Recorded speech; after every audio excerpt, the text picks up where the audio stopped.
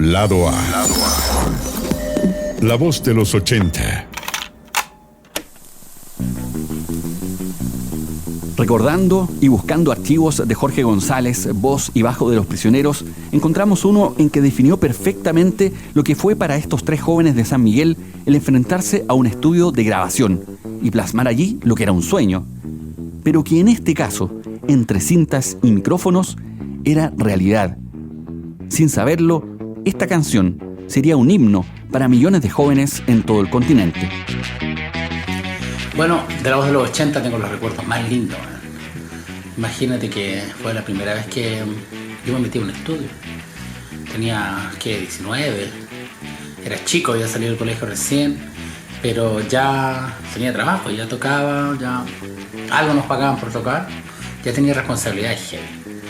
Y para mí fue muy natural entrar a un estudio y producir un disco, coordinar en qué pista iba a ir cada instrumentación, los arreglos, cómo se iban a superponer unos con otros para poder utilizar los medios que teníamos, que eran solamente 8 pistas, o sea, se podían hacer 8 grabaciones diferentes para luego mezclar. No sé cómo explicarlo en realidad, porque lo explicaría de una manera más técnica, pero para que la gente que escuche no se pierda, lo digo de esa manera sencilla.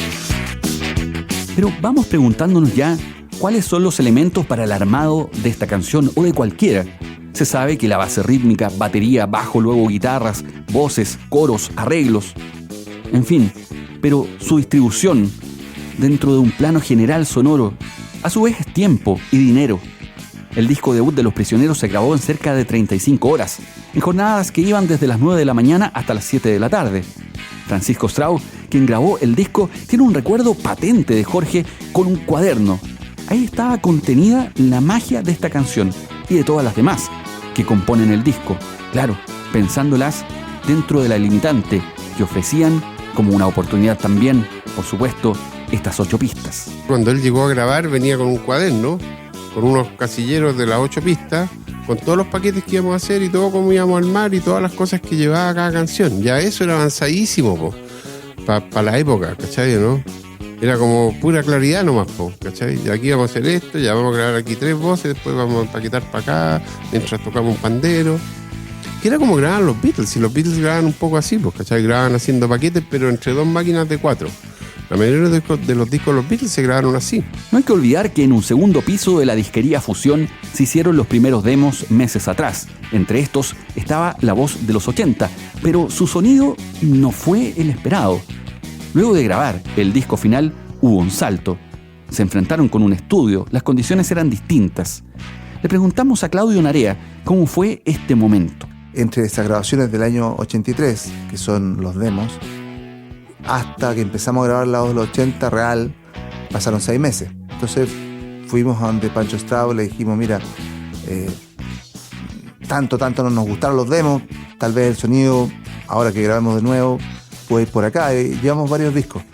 No recuerdo mucho cuáles discos eran, pero me imagino que fueron los Clash, Divo y otras bandas más, Ramones, no sé. No recuerdo bien. Pero él nos presentó a Eurythmics, por ejemplo. Eso es lo que me acuerdo, como él alucinaba con esa banda y creo que otra más también. Le decíamos, mira, la batería debiera sonar como los Cars. Y él la escuchaba y nos hacía los comentarios Pancho Strauss. Él ideó esta forma de ponerle un ruido blanco al golpe de caja. Miguel golpeaba la caja y sonaba además un ruido, que no era lo que hacían los Cars, pero bueno, por lo menos le puso un punch extra a la canción. Ese ruido blanco, ese efecto en el golpe de la caja, nació de la necesidad de imitar a las bandas que estaban marcando el camino por esos días. La solución vino de la mano de un sintetizador, de un par de cables y la audacia de grabar y mezclar en tiempo real todo este artilugio. Este es Pancho Strauss. Ese sonido de ruido blanco que se hizo súper característico, sobre todo en el tema de la voz de los 80, fue como una salvada de no tengo que rir, pero tengo esto. Esto se parece así, de alguna manera. Y bueno, y además, no sé, pues ya había existido Bette Davis Eyes con esos sonidos así, pues entonces igual era un sonido moderno en ese momento, y mezclarlo con la batería acústica era novedoso, pues, ¿cachai? Por supuesto que hablamos con Miguel Tapia para saber cómo fue este proceso. Había aquí algo de experimentación, de imitación, de logro también, para sonar como se quería, o al menos acercarse a ello. Y recuerdo que claro, que nosotros habíamos ensayado también en la casa de Jorge cuando comenzamos ya a preparar el disco para tomarnos muy en serio y grabarlo. Lo ensayamos bastante, lo grabábamos también, entonces como que teníamos bien claro para dónde iba el sonido y el estilo de ese disco en particular. Nosotros queríamos tener un sonido muy new wave, ¿ah? Y pensábamos en la caja de las canciones o sea, totalmente en la banda The Cars, ¿ah? Esa caja potente, pesada, eso es lo que buscábamos. Al final siento que no resultó exactamente así. Pancho comenzó con sus máquinas, sus teclados, y pasábamos la caja por un efecto, pero la idea principal era que tuviera ese sonido, el sonido de las cajas de Cars, una caja bien así, bien new wave, bien pesada. Esta canción, que le da el título al disco, fue un himno. Se convirtió rápidamente en una de las canciones más estelares de los setlists de las presentaciones en vivo de Los Prisioneros. ¿Qué explica su impacto? La herencia musical familiar, lo moderno, algo de esto hay para Claudio Narea. La modernidad también tenía que ver con rescatar lo antiguo. O sea, nosotros no queríamos sonar antiguos haciendo la voz de los 80, queríamos sonar modernos. Pero estábamos agarrando cosas como del twist, de música de 20 años atrás. O sea, lo que era el Luis Dimas y los Ramblers, o qué sé yo, o Elvis, todo eso, que fueron influencias para nuestros padres, pero para nosotros también, un poco. También están ahí presentes. Está todo esto, yo creo que suena un poco eso, como un poco twist, pero chileno. Un poco deudores de esta música de la nueva ola. Así lo siento yo también de la voz de los 80.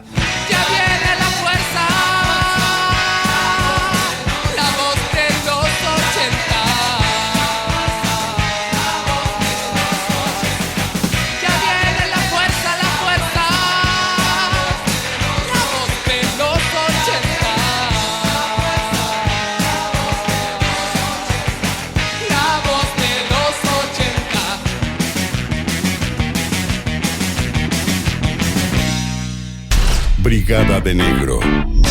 El segundo track del disco nos permite imaginar muchas cosas. La influencia de los espías, lo clandestino, la oscuridad, todo lo que ocurría en las calles en los 80. Las redadas policiales, los operativos de los aparatos represores de la dictadura, pero también las fiestas, la válvula de salida para una juventud atrapada. ¿Quiénes eran los integrantes de la Brigada de Negro? Claudio Narea nos reveló el misterio.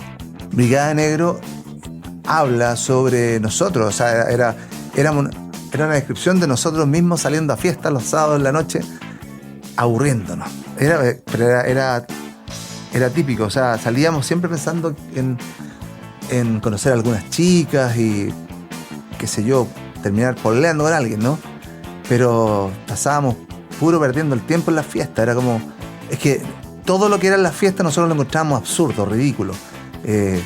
Todos fumando, todos como haciendo como poniendo caritas de, digamos, como muy toda la moda. Todo era seguir, bueno, lo mismo que ahora en realidad. Todo era como tratar de estar con los pantalones nevados. Todo la ropa tenía que ser, pero nosotros no andábamos así, andábamos con nuestras pintas horrorosas y mirábamos cómo el resto lo pasaba bien. Y nosotros nos daba un poco de lata porque habíamos salido nuevamente a perder el tiempo de caminar. De eso habla Brigada de Negro también.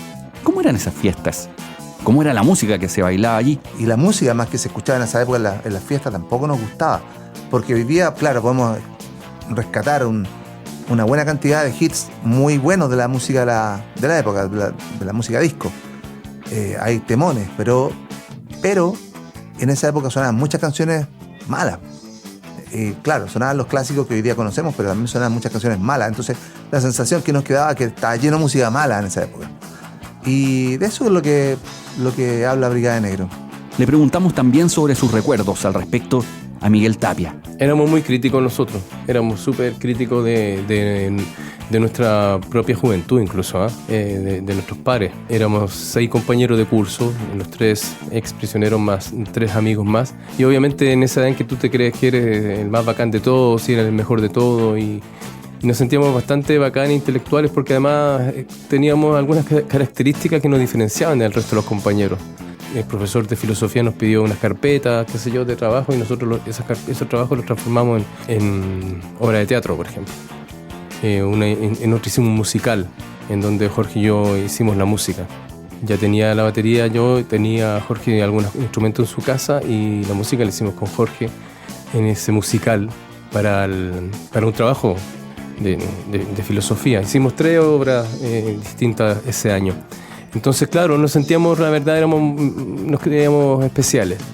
Y éramos muy críticos de los jóvenes, éramos muy críticos de las marcas, súper críticos de las marcas. O sea, nosotros no entendíamos por qué las cosas estaban escritas en inglés, for sale, por qué no ponerle a la venta, qué sé yo. También éramos muy críticos de la forma de vestirse, éramos realmente súper pajeros, súper pajeros. Y Brigada de Negro cuenta una historia de nosotros estando en una fiesta y miramos a nuestro alrededor y vemos a los chicos pintamonos, como se les decía en aquella época, cómo se engrupían a las minas. Todo eso era un poco de envidia. De verdad que sí, o sea, porque nosotros no nos pescaba nadie, porque éramos pesados, no éramos ni encachados. En Brigada de Negro podemos encontrar un referente, una forma de tocar la guitarra muy característica. Una pista nos reveló Claudio Narea, el estilo de la melodía para Rusia con Amor, la banda sonora de una de las películas de James Bond. De hecho, tocaron esta canción en su reunión en el Estadio Nacional. Pero hay más. Antiguamente se ocupaba bastante tocar con las cuerdas graves. Y eso lo escuché. Yo tenía el disco de Rusia con Amor en casa. Entonces se lo mostré a Jorge y nos pareció hacer una versión de ese tema. Pero también estaban las guitarras de Marco Pirroni de Adam and the Ants.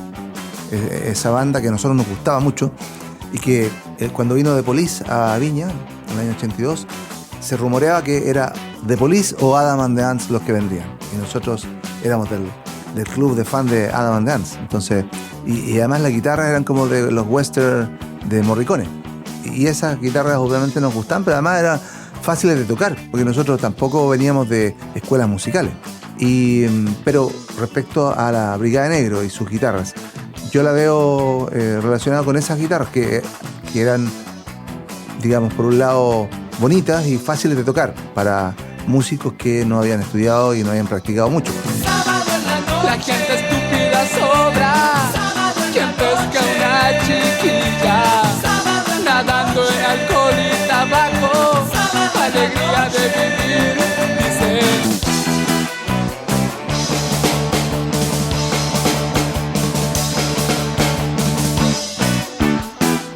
Latinoamérica es un pueblo al sur de Estados Unidos. Esta canción tiene una particularidad, el fill de batería inicial.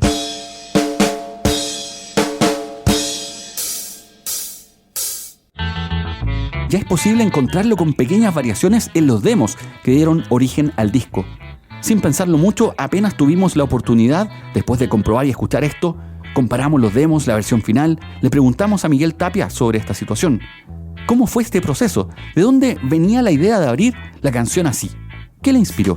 Viene mi influencia en toda la música reggae, viene de un grupo llamado B40. Uno de mis grupos favoritos y hasta el día de hoy. Y de hecho,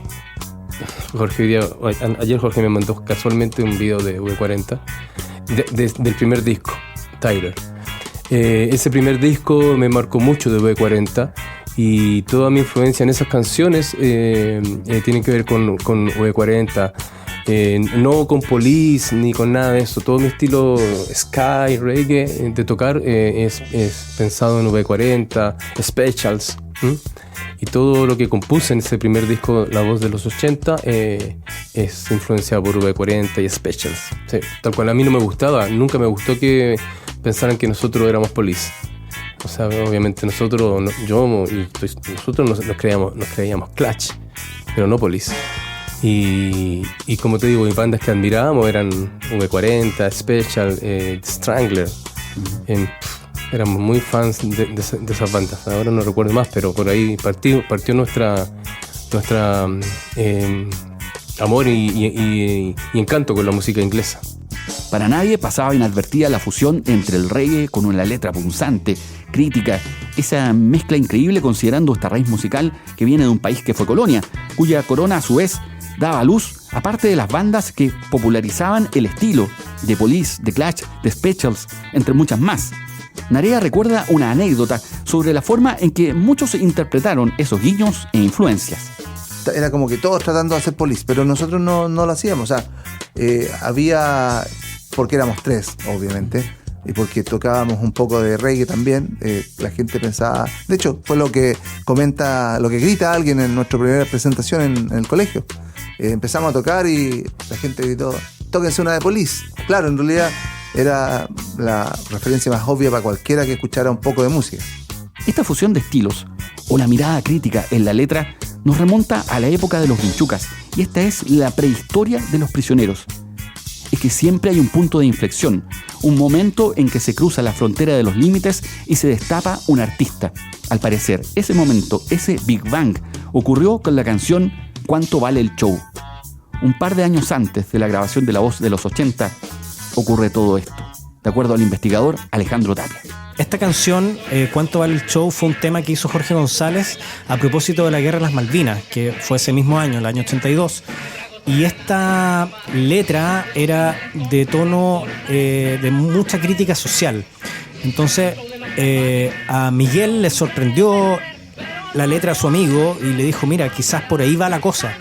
Y era una letra muy descarnada, en tono de denuncia, que está emparentada, por supuesto, con temas como No necesitamos banderas o Latinoamérica es un pueblo al sur de Estados Unidos. Pero ¿qué pasó con esta canción? Que la primera vez que se reúne Jorge, Claudio y Miguel, ya con ciertos instrumentos para empezar como a armar la banda y empezar a ensayar este tema, Jorge se lo enseña, le enseña los acordes a Claudio, ve la batería con Miguel y la canción, esta, ¿Cuánto vale el show?, en este ensayo, en la casa de Jorge, suena muy armadita, suena perfecta. Es un tema que le salió de inmediato el tiro. Y ahí Jorge, según lo que cuenta en mi libro, en Ya viene la fuerza, se dio cuenta que podían hacer una banda, que tenían futuro. Y entonces ahí surge Latinoamérica es un pueblo al sur de Estados Unidos. Ahí surge No necesitamos banderas, que son temas que le puedan hacer sentido a un chileno, pero también a un peruano, un boliviano, un ciudadano ecuatoriano o colombiano.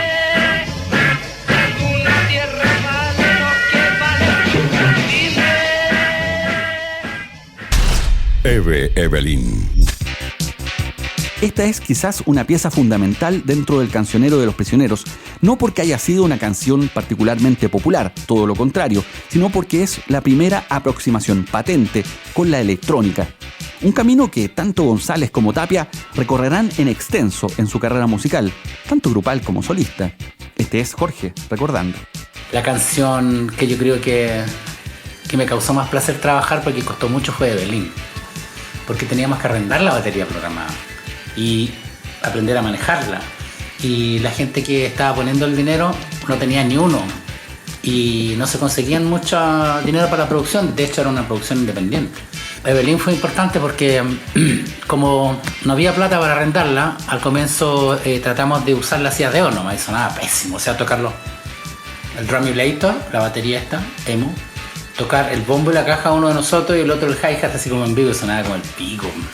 Así que yo me tuve que poner con el manual y aprender ahí en el mismo estudio mientras corría el tiempo, en inglés, que yo no hablaba inglés.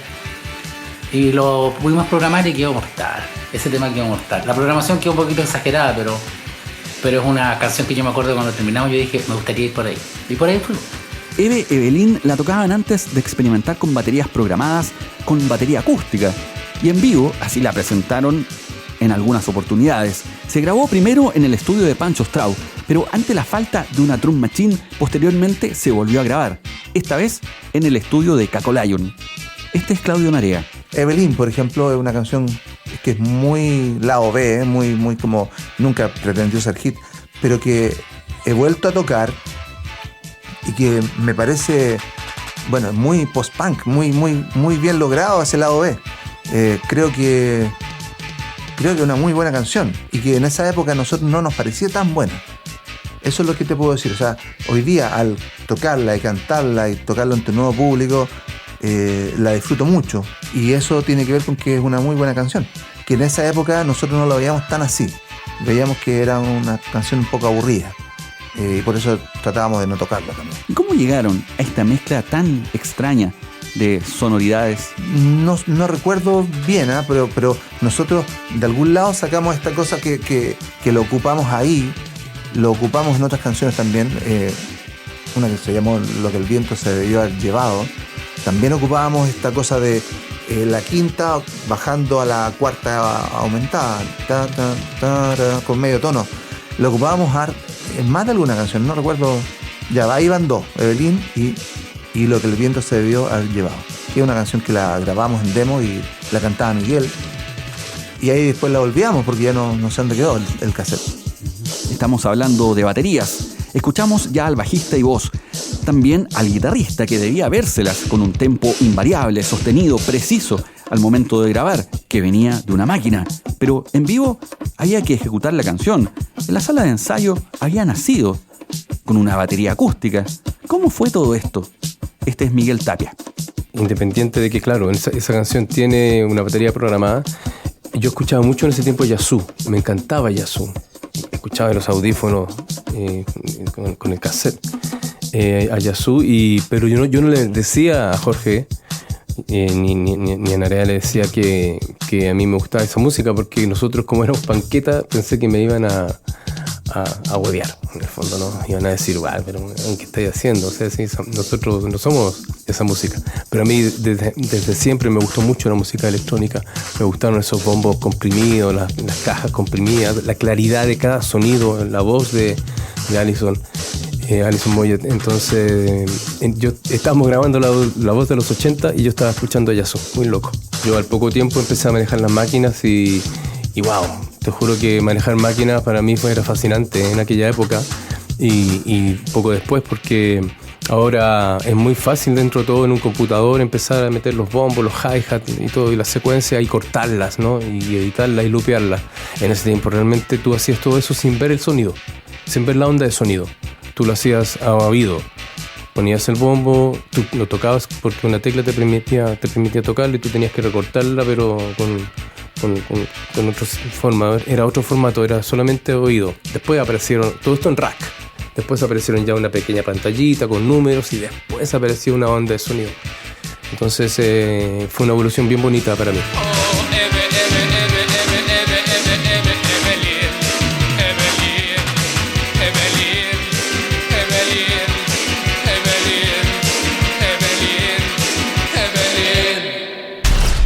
Sexo. Esta es la canción que cierra el primer lado del cassette La Voz de los 80. Es una de las más importantes dentro del largo listado de composiciones de la banda, tanto por su popularidad, su impacto, lo revolucionario que era hablar en un país en dictadura de sexo, pero también porque contiene dentro de sí una sección que fue rescatada del baúl de las primeras composiciones del trío de San Miguel. Su sonido, la rítmica, la onda, todo eso era parte de su encanto, de su valor. Pero para Jorge González hubo un factor técnico y humano clave. Una de las suertes más grandes fue encontrar a Francisco Strauss, que es el colega que grabó ese disco y que lo mezcló. El Pancho, conocido en esa época como el Foca, era un tipo muy a toda raja. O sea, todavía lo es, que ya no lo he visto más, pero me han dicho que sigue siendo un tipo insólitamente buena onda y de un nivel técnico alucinante. Porque canciones como La Voz de los 80 o Sexo, tú las escuchas en todas las discotecas de barrio, todas las discotecas de pueblo de toda Latinoamérica. En algún momento hay un medley prisionero y tocan esas canciones. Y están grabadas en 8 pistas. Están grabadas... el único efecto que había era una reverb. Todo lo demás es música nomás. La interacción entre los músicos, esa energía que quedó capturada en la cinta, por ahí alguien dijo que grabar es ganarle una partida al tiempo. Aquí, al escuchar el bajo, batería y guitarra de Los Prisioneros, estamos oyendo lo que fue una toma, la mejor, la más clara y precisa en ese momento en el estudio. Pancho Strauss la capturó. En general, nosotros grabábamos la base completa, ¿cachai? Lo que hacíamos después era la voz de nuevo, los solos de guitarra y los coros. Pero la guitarra rítmica, el bajo y la batería, que están en todo ese disco, eran las tomas originales. No reemplazábamos nada de esa base. Y eso es súper importante porque en el fondo ahora se ha perdido eso. Bueno, se había perdido en ese tiempo ya. En el sentido de que grabemos la batería, después le ponemos el bajo, después... Pero eso para mí es un jingle, o sea, una banda es la interacción de los músicos, ¿cachai? Puede sonar bastante romántico el proceso, es un momento sublime el grabar, algo noble.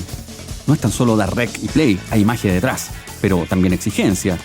Sexo no es una canción breve, dura largos minutos, pasa por distintas secciones, tiene quiebres, una base rítmica que llama a bailar. Y parte de este ambiente de fiesta de juventud quedó retratado en esta canción. ¿Lo recuerda? Miguel Tapia. Lo que dice Gamulán, que su duerme se lo lleva la corriente, claro, eran códigos nuestros, eran nuestros chistes internos. Eso fue realmente, y que pasó mucho en varias canciones de los diferentes discos de Los Prisioneros, que ocupábamos frases muy nuestras, y yo creo que sin duda pasa en muchas bandas. Sí, en ese momento en que cuando hay canciones que tienen ruido de fondo, ¿no es cierto? Gente, no, es solamente hacer ruido, bromear, echarnos broma entre nosotros, pásala, no sé qué, toca la guitarra, no me acuerdo qué cosa había. En Sexo, sobre todo, ahí, la parte de cuando hay una percusión, sí.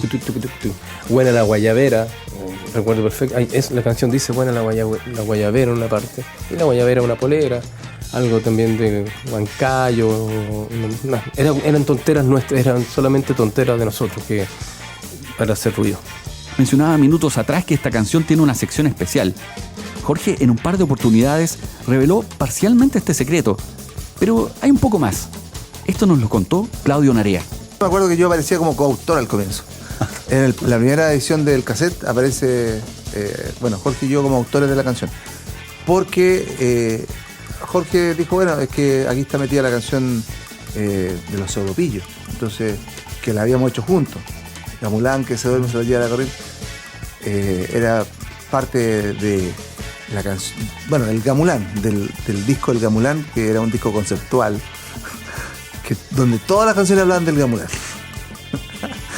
Una cosa absurda, total. Tengo Ámame con mesura, por ejemplo, que también, no sé si alguien la conoce, está por ahí en internet. Ámame con mesura, que también habla del Gamulán. Bueno, todas las canciones hablaban del Gamulán, entonces aparezco como coautor. Pero yo sentía que no tenía nada que ver. En la primera edición de las 1000 aparezco como autor, luego me sacaron a petición mía. ¿Y qué hay de la inspiración? ¿De dónde viene este ritmo tan característico? La canción estaba inspirada más en los Specials, o en Madness, o en Selected, bandas que también escuchábamos y que también nos gustaron mucho, toda esta cosa del ska británico, que en esa época no conocíamos el ska jamaicano. Y bueno, y en vivo estará como Sandía Calá. Sí, es que hay algo muy de la música de rock and roll de los 50 en Sexo, de las canciones como de Polanca, no sé, la cosa, todo eso es muy de los años 50, que era una influencia bastante importante también a través de nuestros padres, que escuchaban en Elvis, en los Platters o qué sé yo. Entonces sonaban en casa, y fueron influencias, y ahí está claro en Sexo. Y hay otra cosa del rock and roll también, pues las subidas de tono. La subida de tono, claro, que sube ahí, sube 2 veces. Es muy clásico de cuando no tenéis ninguna idea para cambiar la canción, para mejorarla, la sube de tono para que la gente no se aburra. Pero está bien, está bien. Gamulán que se duerme se lo lleva a la